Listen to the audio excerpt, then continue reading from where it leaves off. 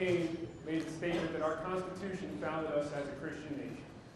He caught a lot of flack for that. So he backtracked and said, well, actually, we're founded on the values of Judeo-Christian values, whatever that means. This argument, the second argument, that we're founded on Judeo-Christian principles, goes unchallenged too often. And that's what I hope to change here today. I hope to give you guys the ammunition that when people backtrack off the Christian nation and say we're founded on Judeo-Christian principles, you can say something back to them. Now, typically, you're going to hear, oh, well, yeah, I'm not arguing that we're not influenced by Christianity or Judaism in our culture and our society. Just that our laws and our Constitution and our system of government was not influenced by them, at least not in a positive way. And these are the three things that you typically hear from the Christian nation. Well, we're one nation under God, or in God we trust, or the Declaration of Independence established us as a Christian nation. One of the other speakers mentioned that earlier today. And finally, that the Founding Fathers were all Christian, and so we're a Christian nation. So let's take this each in turn.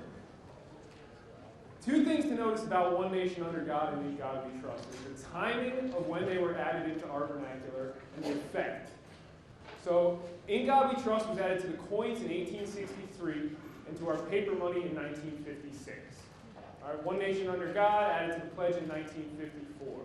So these are times when civil rights are rolled back, people are fearful, and the nation is in a lot of, it's a national crisis essentially.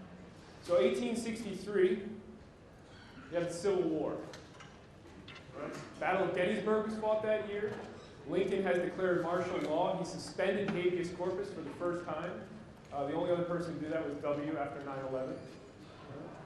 And enter Salmon Chase.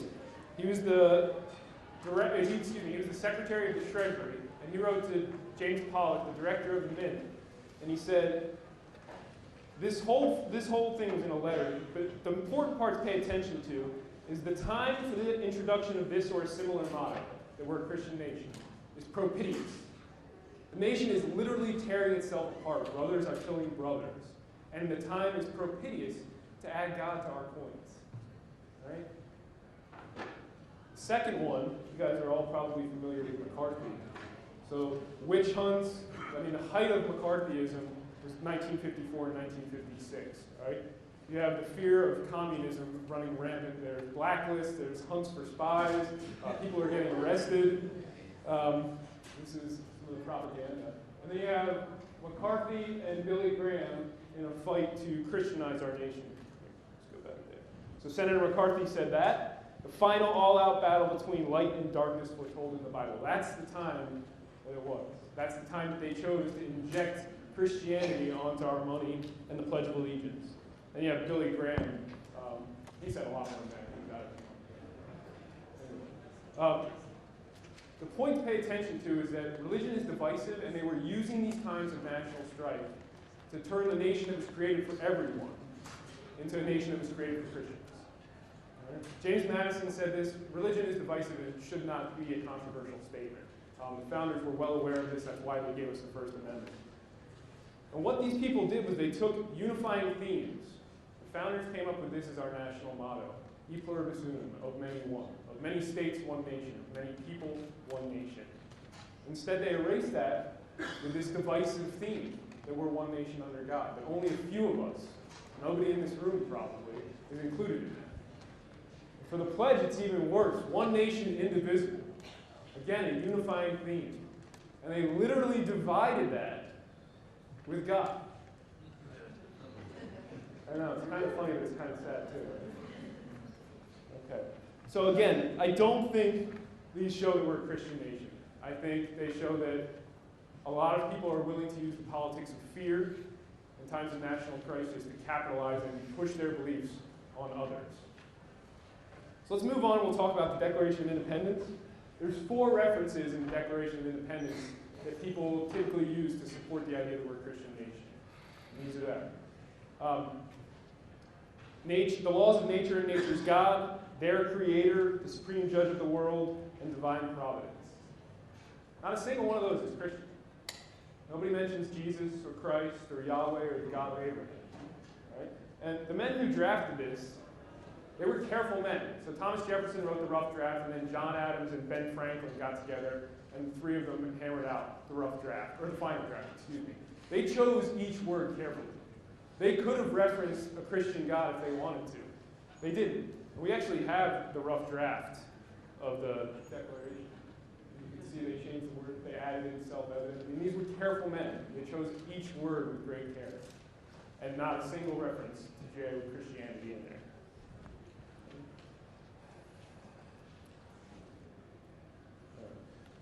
The one that I want to talk about the most, the laws of nature. I can do this. I can do all of these in detail. I don't have the time, so I'm just going to talk about the law of nature and nature's God, because that actually mentions God, and people like to focus on that one.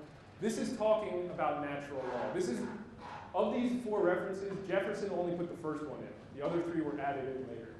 And the laws of nature and nature's God is talking about natural law, and there are. There are two ideas for natural law: that rights are rights are given to us by God, or that we have rights simply because we are human. Anybody want to take a guess which one Jefferson was a fan of? We actually have his writings, and he tells us. Questions of natural right are triable by their conformity with moral sense and reason of man. They're not God-given. We have those rights because we are human. He goes, and here's another one. A free people claiming their rights as derived from the laws of nature. Again, not given by anybody. We have them because we are human. You have to go out and claim those rights. Okay? Now, the other three references that I mentioned, they were added in by Adams and Franklin. And it's important to know why these were added in. So the Declaration of Independence was written by these three guys to convince, first of all, the world of the separation, our separation from England. And second of all, this guy, King George III. So King George was a very pious man. He was the head of the church, and he actually declared himself a Christian hero, whatever that means. All right? Now, if you're writing to somebody who's that pious, and you know they're that pious, these men definitely knew it, what are you going to do? Of course you're going to throw some things at them. I mean, if you only answer to God, then you have, if that's what you think anyway, of course the founders are going to argue that God is on our side. But, Franklin, when he was our ambassador to France during the Revolutionary War, used to wear a coonskin cap around to play the rustic American. He wore everywhere, I think except in his audience with the king, he had the hat on the entire time. And if he is willing to do that, I call him a pragmatic persuader. If he's willing to do that, I think he'd be willing to add in a few, kind of fuzzy deistic divine providence type of language. Right? But the more important thing to the Declaration of Independence is that it embodies two ideas that are fundamentally opposed to Christianity. And those ideas are, number one, that we have a right and a duty to throw off our government when it becomes tyrannical. And second, that governments come from men and women. I mean, we give the government its power, not God. And those ideas, so this is some of the language. It's necessary. It's a necessity. It's a necessity. It's a right and a duty to throw off that government. And governments derive their powers from the consent of the government. Those ideas are fundamentally opposed in the Bible. You've probably seen this quote, Romans. No authority except which God has established exists. So all governments come from God. God gives them power. Here's another one. The Most High has sovereignty over the kingdom of mortals and gives it to whom he will. So again, if God creates government and gives government its power, you can't rebel against that, because to rebel against it would be to rebel against God. If the founders followed biblical ideals, we would still be an English colony. So we should all be thankful that they did.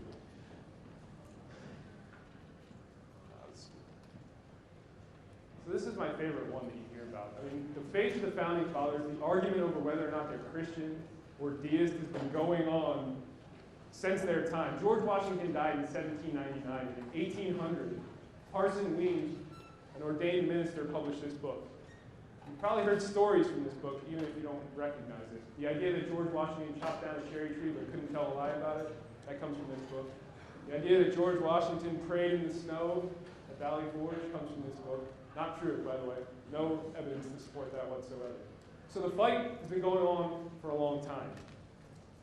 And I'm going to suggest to you that first of all, this is rude, because it is demonstrable that some of these founders were not Christian. Some of them were at best theists. And to claim that the nation is Christian just because some of them were, I think is incredibly arrogant of the Christians. And second of all, to attribute to God the monumental sacrifice of this generation, I mean, it denigrates that sacrifice to give it to God and not to them. Right? But I also think that the faith of the founders doesn't really matter. Because whatever they personally believe, they chose to do something different. I mean, religious ideas don't give ownership over all the other ideas that are generated by that mind. You know, we don't have Jewish blue jeans. There's just blue jeans. We don't have Jewish vaccines. There's just vaccines. And there's no such thing as Muslim math, even though algebra is not an English word.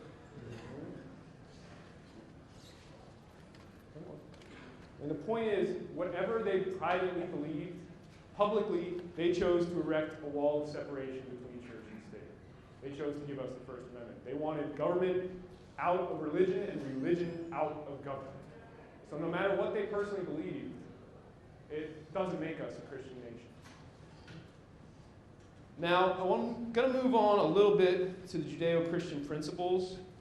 When I set out to debunk the Judeo-Christian principles, I had to figure out what they were. It turns out that when people make the statement that we're founded on Judeo-Christian principles, nobody bothers to back that up and say, well, this is specifically what I'm talking about. The best I could find was Harry Truman once said, and he was president during the beginning of McCarthy's reign of terror there, that Judeo-Christian principles are from the Ten Commandments and from the Bible. So I decided to look closely at the Ten Commandments and compare them to our Constitution and our Bill of Rights, and then look at some of the major principles in the Bible and do the same. It turns out they conflict in most all cases.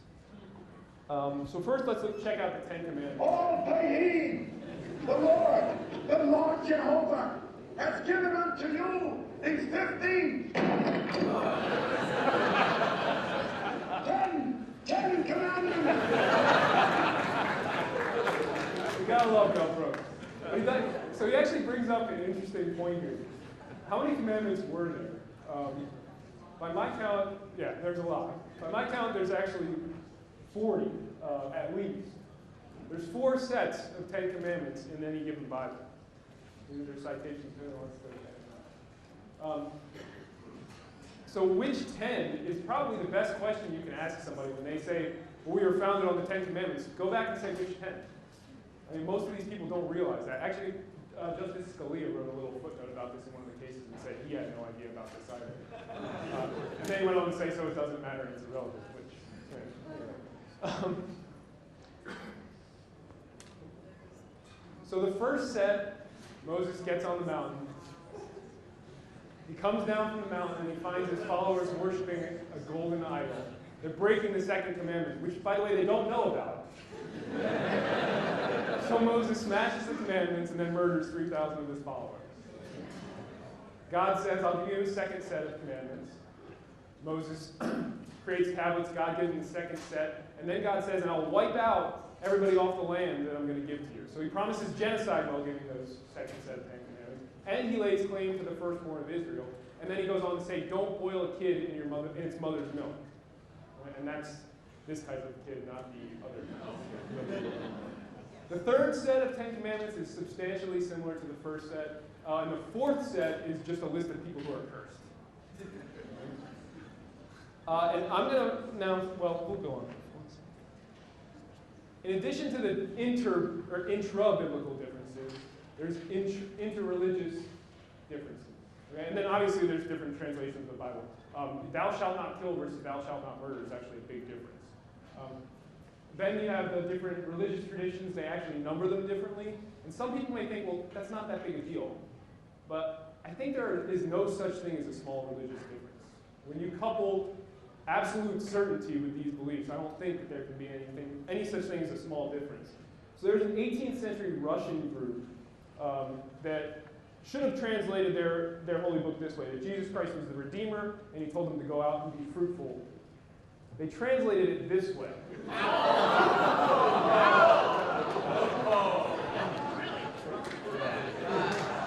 So you can figure out religious certainty coupled with this mistranslation makes a big difference. It's a small mistranslation, but it's got a big effect. Okay? No small religious difference.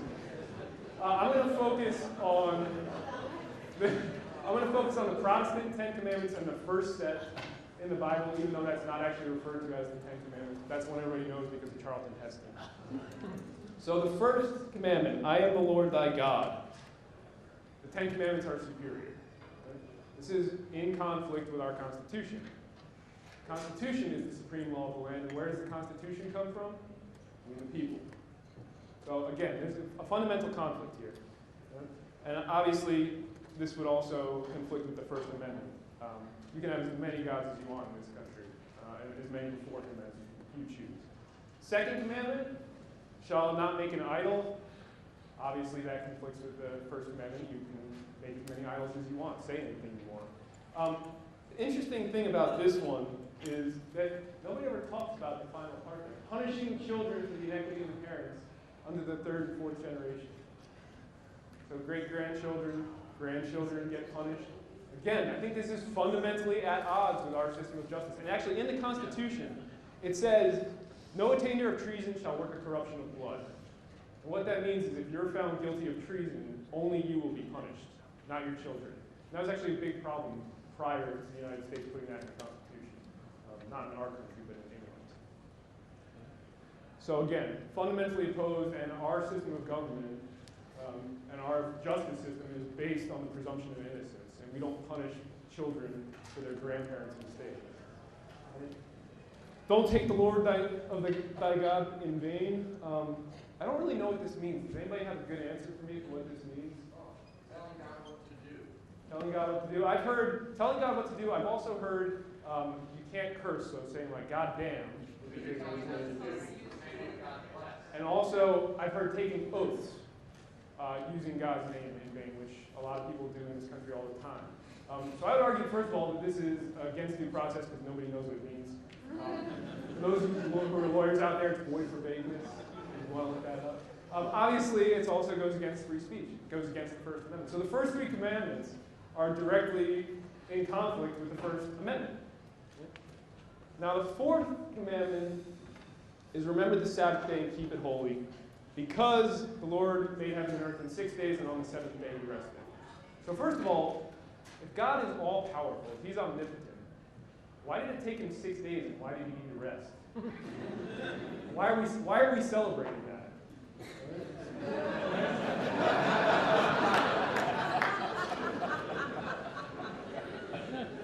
Now, we do have to concede something here, because there are some Sunday closing laws in this country that have been around for a long time. But we have to concede it with the caveat that the Sabbath is not necessarily Sunday. And the Jews celebrate the Sabbath on Saturday. So, I mean, and it's their Ten Commandments, really. And the Supreme Court has said that you can't uphold a Sunday closing law on religious grounds. It has to be on secular grounds.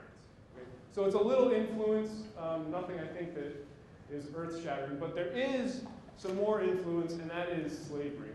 So slavery is implicitly recognized in this commandment, and we can concede to the Christians that this has an effect on our foundations and our laws. I mean, every justification for slavery was biblical at the beginning of our country. So they can happen. Fifth commandment, honor your mother and father.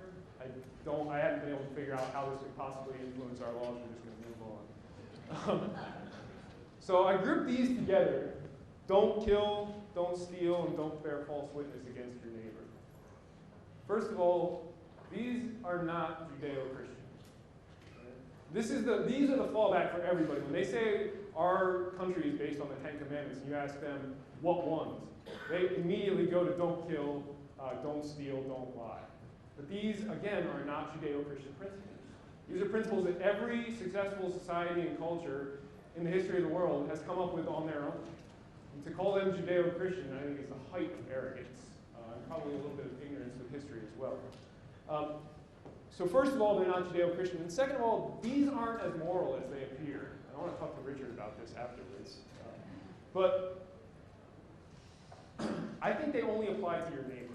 So you could read those commandments. The original Hebrew doesn't have punctuation marks, line breaks. It's really difficult to read. All that stuff was added in later by later editors. So you could read those commandments.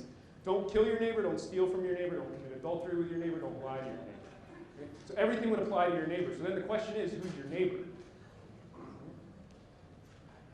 And Leviticus gives you some indication here. Your neighbor is your people. Your people are your neighbor. Right? The children of thy people are your neighbor, and the sons of your people are your neighbor, and your countrymen are your neighbor. So in other words, this is in-group morality. This is only applying to your fellow believers, not everybody else. Okay? And this makes sense with the rest of the Bible. Because after they get the Ten Commandments, God orders them to slaughter hundreds of people. These are all the genocides that I've found in the Bible. Not all of them, just some of them. So God tells them don't kill. And then God tells them in the next book to go out and slaughter thousands and thousands of people. But none of those people are Israelites. They're all other tribes. So for the Bible to make sense and be internally consistent, I think neighbor has to mean only other Israelites. So this is not as moral as the universal principles that our law is based on either. Okay, you shall not commit adultery. I think we can't argue that Christianity has influenced the legislation of sex in this country. We have a terrible history. This is the Lovings, if anybody's familiar with Loving versus Virginia. We essentially outlawed being gay in this country. We outlawed interracial marriages, and this is just two of the many ways that Christianity has influenced sex legislation in this country. But in Loving versus Virginia, the statute, so that case overturned interracial marriage, and the statute was based on the fact that Almighty God created the races and put them on the different continents so that they couldn't mix. So anti-miscegenation was based on Christian ideas. The anti-sodomy statutes, this is a Supreme Court case, 1986 too. Condemnation of sodomy, of being gay, is firmly rooted in Judeo-Christian moral and ethical standards. That's an accurate statement, and it has influenced our law, but it's done so in hateful and bigoted ways. Again, it can happen.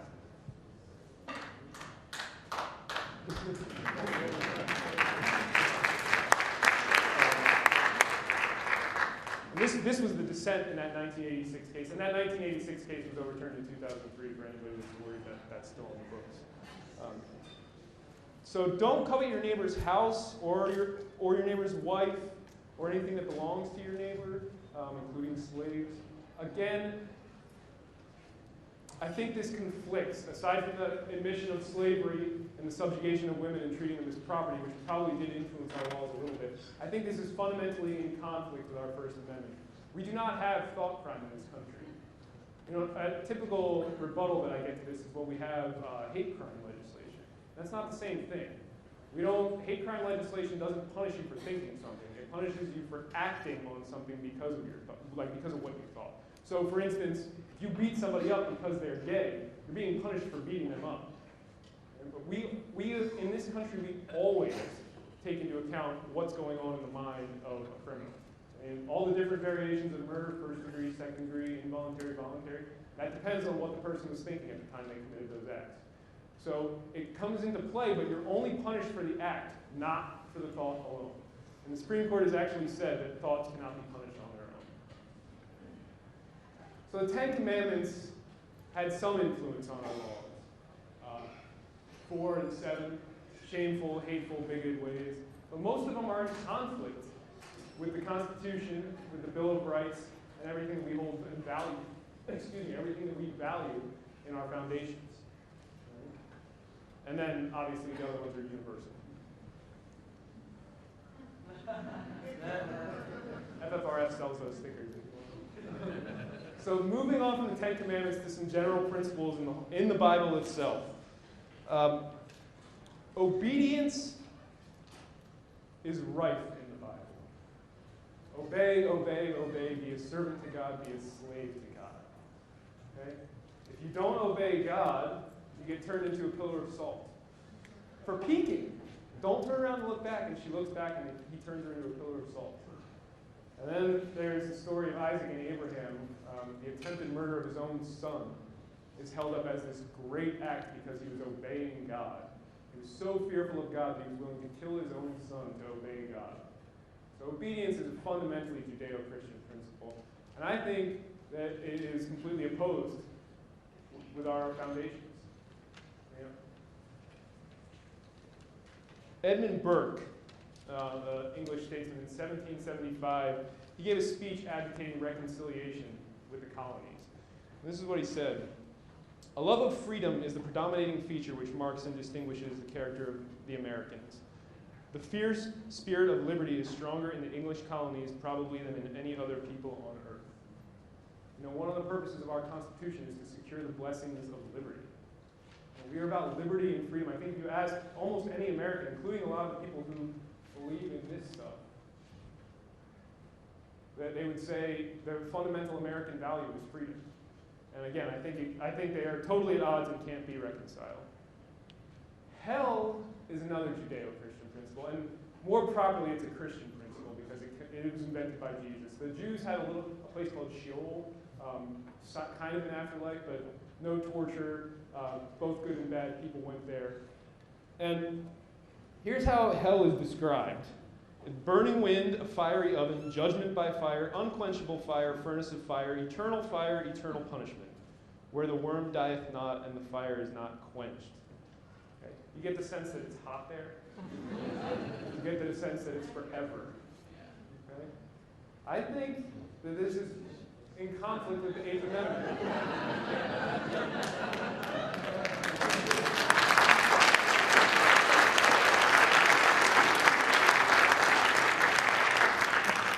See what's going on in this picture, but that looks cruel and unusual. The Supreme Court actually held that being stuck in a jail cell with a 5-pack-a-day smoker is cruel and unusual punishment. Yeah. So being stuck in a jail cell with a 5-pack-a-day smoker is cruel and unusual. Being burned eternally has got to be cruel and unusual. So again, a fundamental principle at odds with one of our fundamental principles. Golden rule, not Judeo-Christian. I think everybody should know this by now. It's predated. I mean, here's Jesus down here with his golden rule. There's Hillel, number 12. So, I mean, you can see the golden rule or formulations thereof, universal. Again, so just like the 6th, 7th, 9th commandments, this is not something that's unique to Judeo-Christianity. But this is the most important one,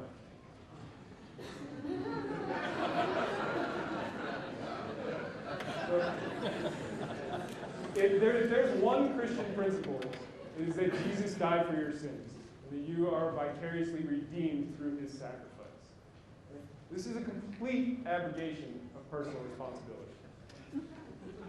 Our system of laws and our government is founded on the idea of personal responsibility. I mean, our criminal justice system would absolutely collapse if people could say, let's say they get on the stand and the defendant admits that he raped that child. It's okay, Judge. I have accepted Jesus Christ as my Lord and Savior. Oh, you don't have to go to jail then. You're not responsible for your acts. That system of justice only works for these guys. It's not. It's fundamentally opposed to our country. All right, now, I got to stop in a minute here. There are plenty more of these conflicts, the immutability of God's law versus the amendability of our Constitution, the idea of original sin versus the presumption of innocence. And these, they don't reconcile. They don't go together. Before I conclude, I'm going to share this quote with you. This is my favorite quote from the founding generation for now. This is James Madison. And in it, he tells us that we have a duty to take alarm at the first experiment in our liberties. Okay? Each and every one of you has a duty. Now, I just read a study that said 18 to 30-year-olds in this country, 25% of you are non-religious now. That's fantastic. That number is climbing. And the future of this movement depends on you. And when I say to you that it's not enough to like things on Facebook, or debate people in comments online. It's fun, but it's not enough. You've got to get involved. And JT had some great advice earlier. Hemant had some great advice. You've got to get involved. It's your duty as citizens. Now, oops. We'll leave it off. FFRF was started by Annie Laurie Gaylor. 3 people were challenging government prayer on their own. They were tired of hearing government prayer. They wanted to stop locally. Now we're 18,000 members. It's up to you guys. You've got to join up. You've got to do something. In 1964, I think it was. Let me double check that. I want to get it right. 1964, Kitty Genovese was murdered while 38 people watched. Nobody did anything. Everybody else thought that somebody else would take care of it. Somebody else would call the cops. It is up to you. Each and every one of you have to challenge these ridiculous ideas that we're a Christian nation. Each one of them is an erosion of the Jeffersonian wall of separation of state and church. You've got to get out there and challenge it. Thank you.